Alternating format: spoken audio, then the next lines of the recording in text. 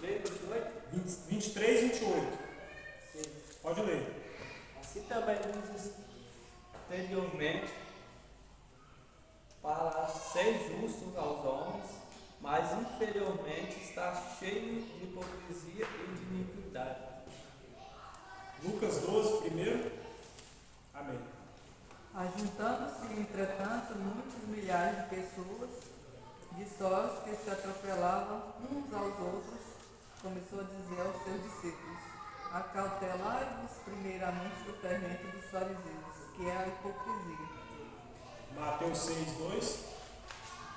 Quando, pois, deres esmola, não faças tocar trombeta diante de ti, como fazem os hipócritas nas sinagogas, nas ruas, para serem glorificados pelos homens. Em verdade vos digo que já receberam o seu galardão. Amém. Israel e sua falta de amor a Deus. Aqui foi lá e Deus ainda usa no Novo Testamento para mostrar o porquê. O que acontecia? Hipocrisia, indiferença. Eu estava buscando essa negligência dos dízimos para os irmãos compreender um pouquinho sobre a questão de semeadura.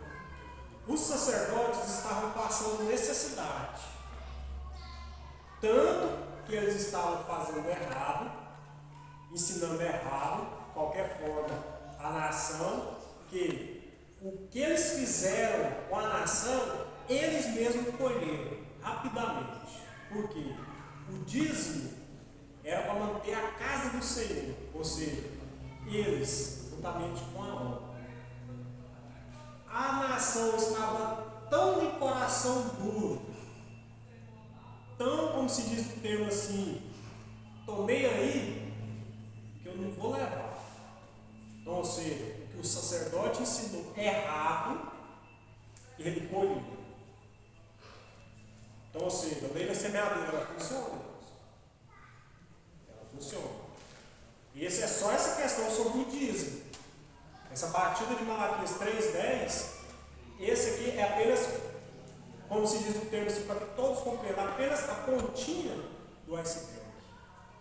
Não sei qual passagem que fala que eles plantam e não conseguem colher nada, né? Não lembro qual passagem que é. É no, acho que é no 3:8, não é 3:7. Também lá no. Acho que é Levítico, né? Que fala que o sacerdote era responsável para ficar mantendo o fogo aceso do. No altar. Que fala aí que o povo afastou de Deus, o sacerdote era o responsável, né? Manter o fogo aceso. Fala que a chama arderá continuamente sobre o altar, né? E não se apagará. Dentro da tenda, do tabernáculo. Exatamente. É tanto que, só para que os irmãos compreendam, o sacerdote ensinou errado, a população não devolvia o dízimo. O sacerdote falecia. As plantações da população não produziam. Então, ou seja, nós vemos o que? O efeito dominó. Mediante aqui a desobediência à palavra de Deus. A lei que foi escrita por Deus e foi entregue às mãos de Moisés. Ali para eles darem continuidade.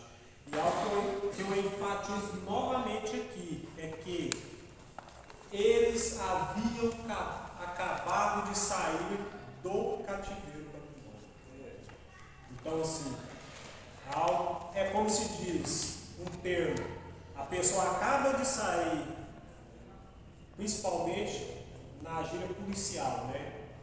Acabei de prender o meliante. De tarde, já está lá de novo, dentro da delegacia, algemado. Então, assim, nós devemos olhar para o nosso passado? Sim, devemos.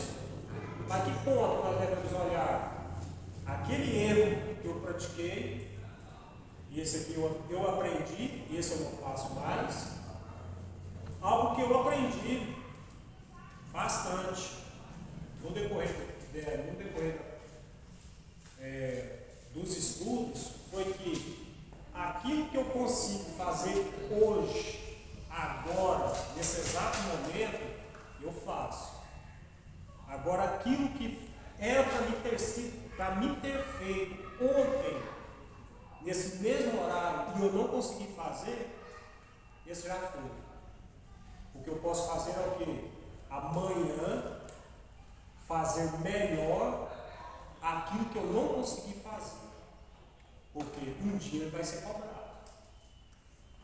Amém? Não sei se você lembra do pastor Gutivardi, que falou do tio dele. Lembro. O tio dele. O pastor Gutivardi tinha um tio que era da seguinte forma. Ele teve que ser acidentado, né? Cadeira de roda. Deus colocou ele numa cadeira de roda para poder servir. Como assim, irmão? Não, Deus vinha, abençoava. O que ele fazia? Deus colocou ele nessa roda? Sim. Eu já ouvi diversos testemunhos desse formato. Que ele colocou. Por quê? Só assim para manter a pessoa dentro da igreja. Sim. Pastor Ivamar, uma certa vez, ele contou o testemunho de um casal. Essa questão é igual o Jó. Jó fala que Deus tirou dele. Deus não tirou nada de Jó. O termo tirar depende, ele tem diversos significados. Porque Deus permitiu tirar. Mas Deus tirar. O termo tirar ele pode vir da seguinte forma. Espera aí. Quem é o dono da jarra? Deus. Eu estou fazendo o que com a jarra? Deus permitindo eu manusear ela. Mas no dia que ele quiser a jarra de volta, ele pega a jarra e pega. Algo que eu falei um tempo atrás. Nada aqui é nosso. Nada. Filhos é herança, mas é dele. Um irmão, o pastor Ivamar contava esse testemunho. O irmão ele tinha um simples pit dog. E pelo incrível que pareça, esse testemunho ele encaixa bastante sobre essa situação bem aqui.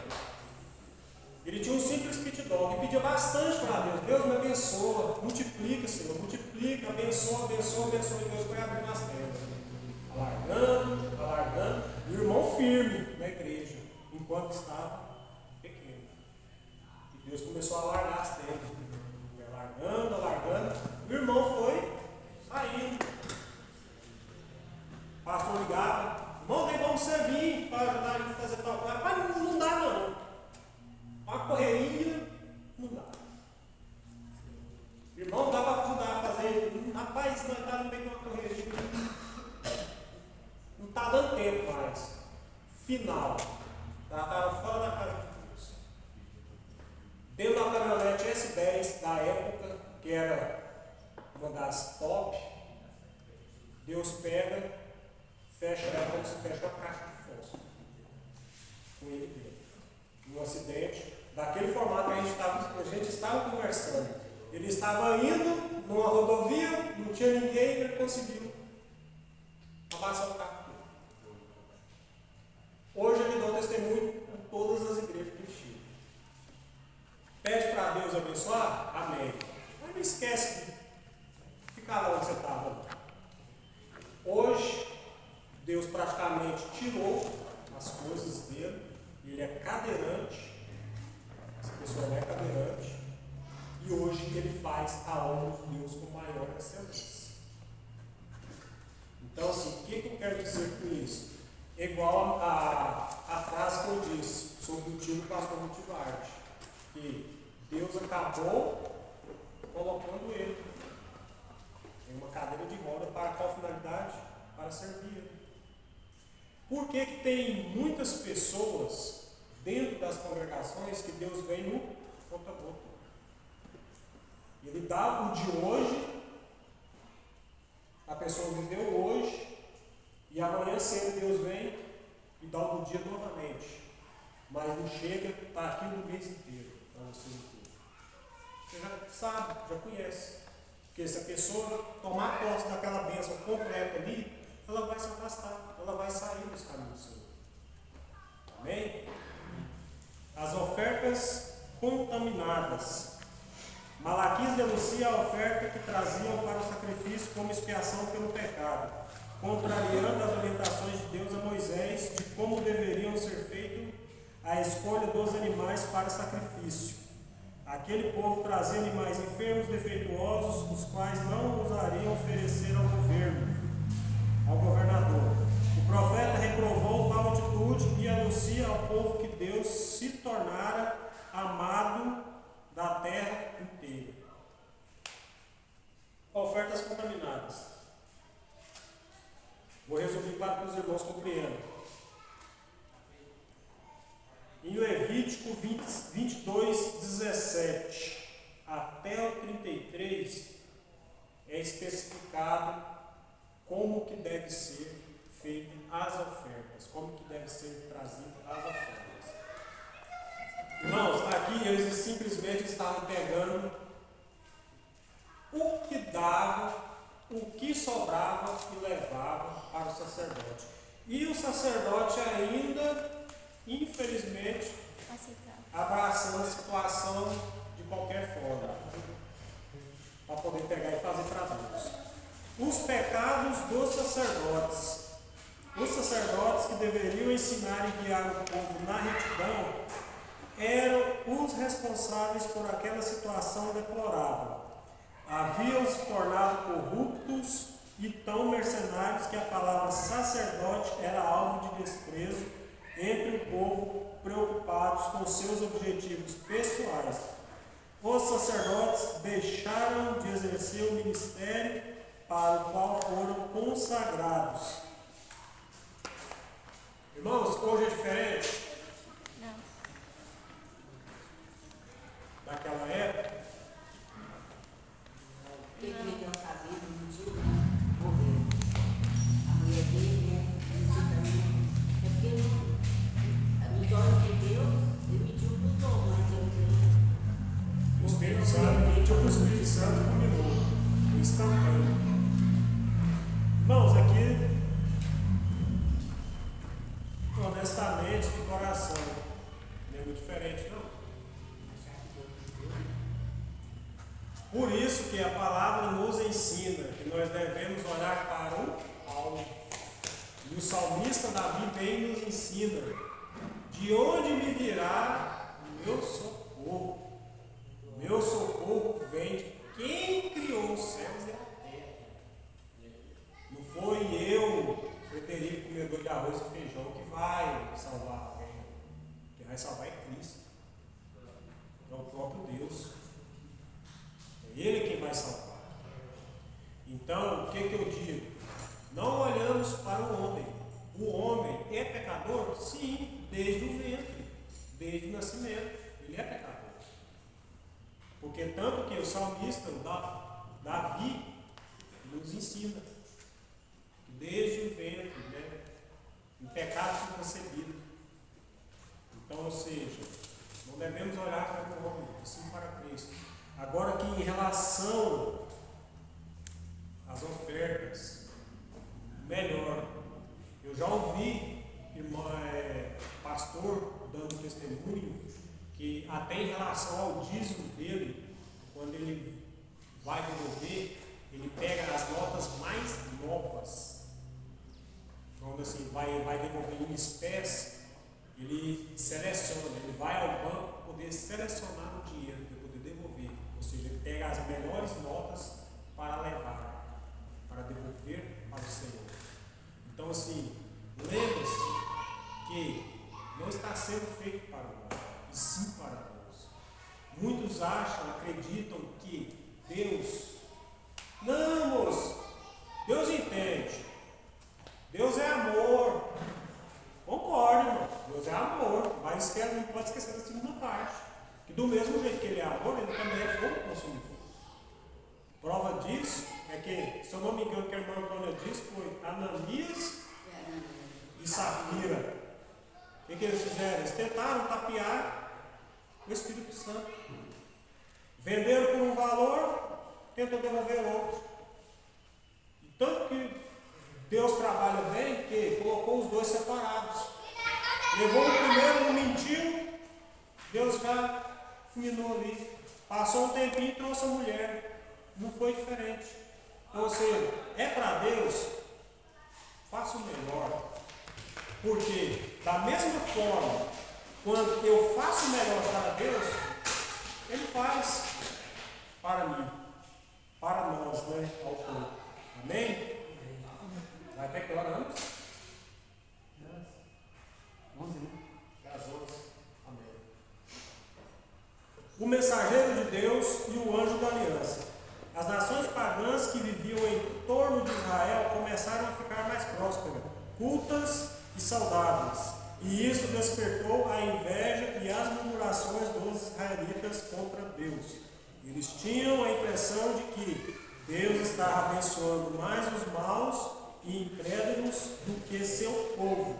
Por isso começaram a duvidar do poder e da justiça de Deus. O questionamento deles era: qualquer que faz o mal passa por bom aos olhos do Senhor, e desses é que se agrada. Ou onde está o Deus do juízo? Então, irmãos, foi aquilo que eu disse, né? O que estava acontecendo? Eles já estavam olhando para o vizinho. Ai, vizinho não vai na igreja, não faz nada, tá lá no boteco, tá no forró, tá fazendo tudo o contrário e Deus está abençoando. Não, Deus não está abençoando, não. Pelo contrário. Está trazendo uma falsa aparência. Para qual significado? Para fazer eu e você murmurar contra Deus. Sim, pelo incrível que pareça. Às vezes, nós acreditamos que porque Ele está ali todo final de semana, assando carne, bebendo a sua cerveja, seja qualquer outra coisa ali que eles estão praticando, o principal eles não têm naquele momento. Que é o quê? A paz do Espírito. Que é a certeza da salvação. Sim? Os irmãos creem que o diabo também dá dinheiro às pessoas? Dá dinheiro? Dá poder? Sim. O diabo dá dinheiro? Poder? Fama? Meus irmãos, o diabo, ele não é bobo. Ele quis o lugar de Deus. O que ele faz com muitas pessoas? É lógico, nós conhecemos pessoas que são ímpias, mas a vida delas parece que é o céu na terra. Não tem doença, não tem isso, não tem aquilo. Por que que não tem? Porque o diabo não permite aquilo para ela não ir atrás de Deus. Então, eles vivem numa cadeia confortável com ar-condicionado, para não procurar precisar de Deus. Porque quando passa um problema de saúde ou de morte, procura a Deus, recorre a Deus. Então, ele quer evitar contato. Então, ele cerca as pessoas de luxo, de riqueza, tipo assim, eu tenho tudo, eu não preciso de Deus, para poder não procurar Deus. Então, o diabo também dá dinheiro, dá poder. Sim. Então, é onde eu digo. Duas formas de ser reconhecido. Primeiramente, por Deus. E segunda, pelo próprio Satanás. Sim. Foi o que o Anderson acabou de dizer. Mas como assim, irmão? É possível. O que você tem que fazer? Você vai ter que fazer pacto de sangue. Você vai ter que ter sua alma. Detalhe. Da mesma forma que ele mente, ele te entrega também um documento falso, alegando que é em determinado tempo, porém, quando o tempo é bem menor, ele não é bem. Aí a pessoa fala assim, então me prova isso então, biblicamente. Jesus no deserto? Que é melhor O que prova? o diabo ofereceu para ele? Os reinos, todas as fortunas. Só que, irmãos, vamos ser honestos. Foi aquilo que foi falado há um tempo atrás, nós voltamos a frisar novamente.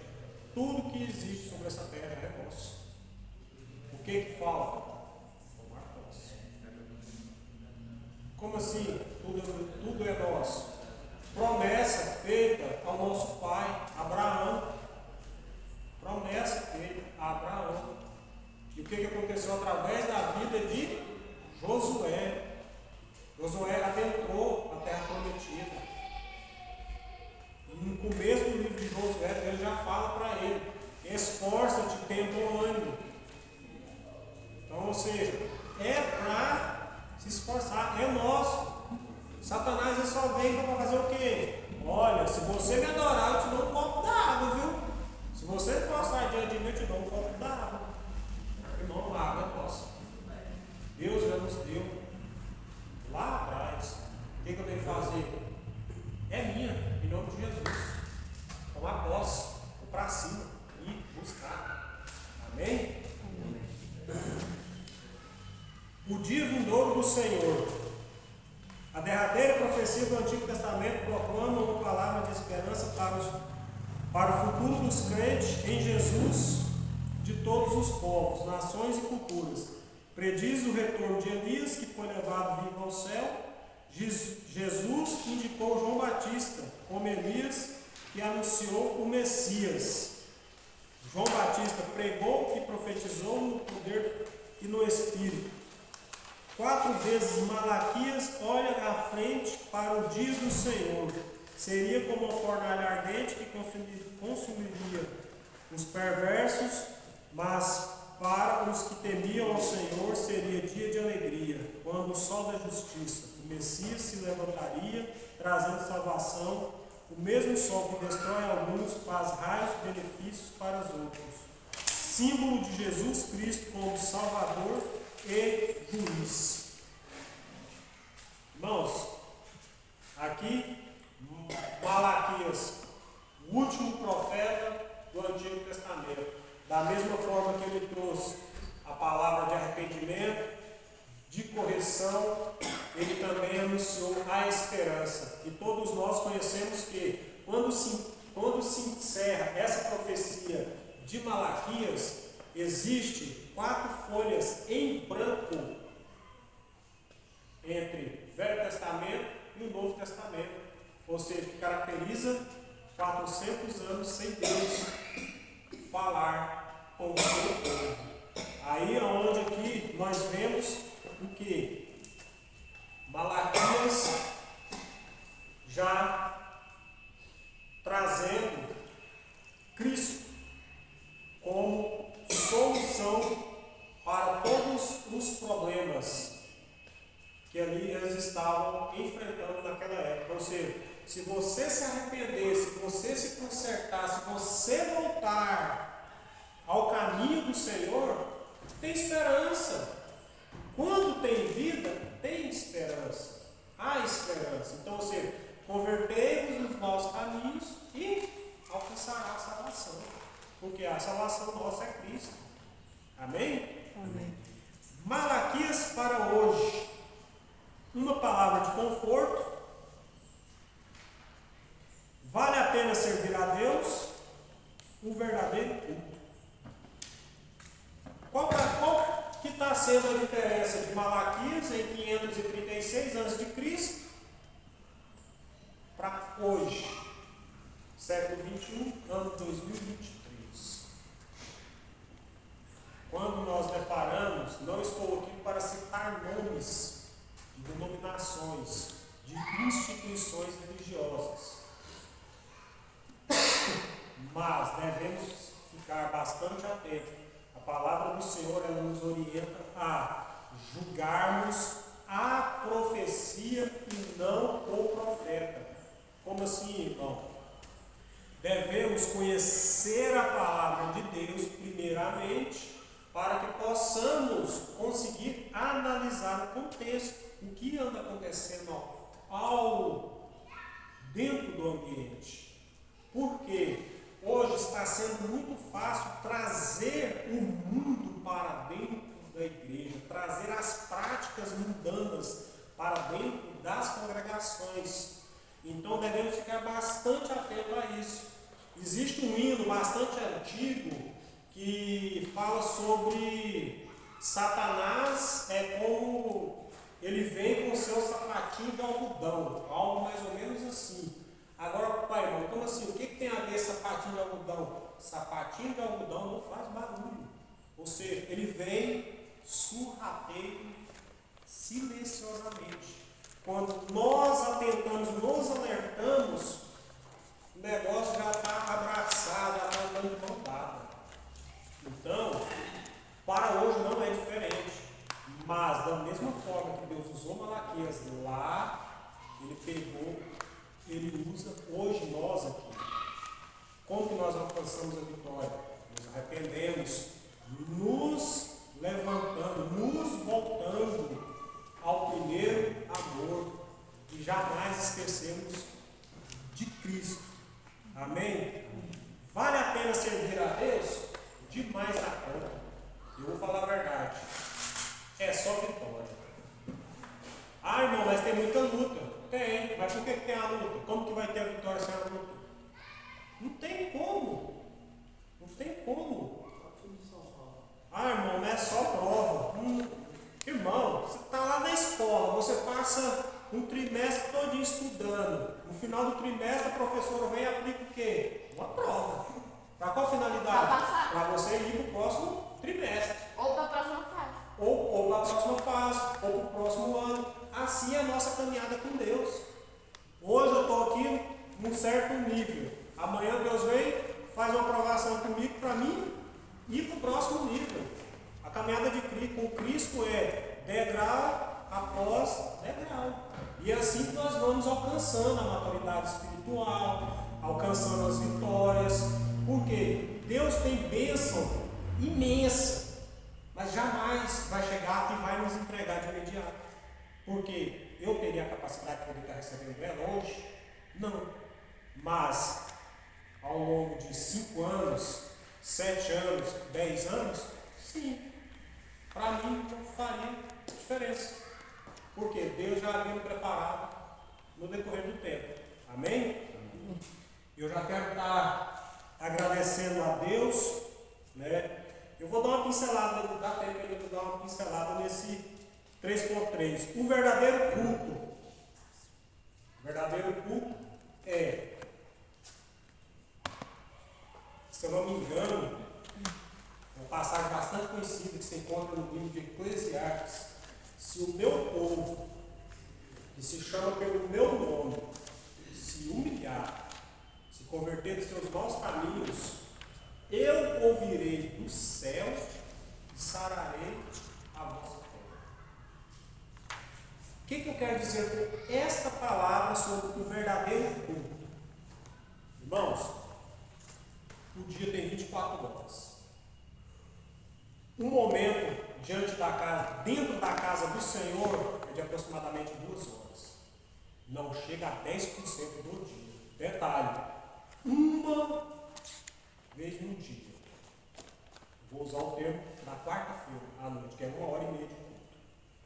Hoje, como domingo, hoje temos aí 2 horas de manhã e 2 horas à tarde. Então, ou seja, nós conseguimos ultrapassar os 10% do dia. Mas, segunda, terça, quinta, sexta e sábado. São 5 dias. Irmão, o que você quer dizer? O verdadeiro culto. Se eu tenho apenas 1h30 para estar na casa do Senhor, em comunhão com os irmãos, vou fazer o meu melhor. Porque eu sei que o tempo é pouco e eu sei que Deus vai receber. Amém? Vamos colocar sobre os pés, vamos estar agradecendo a Deus por esse trimestre.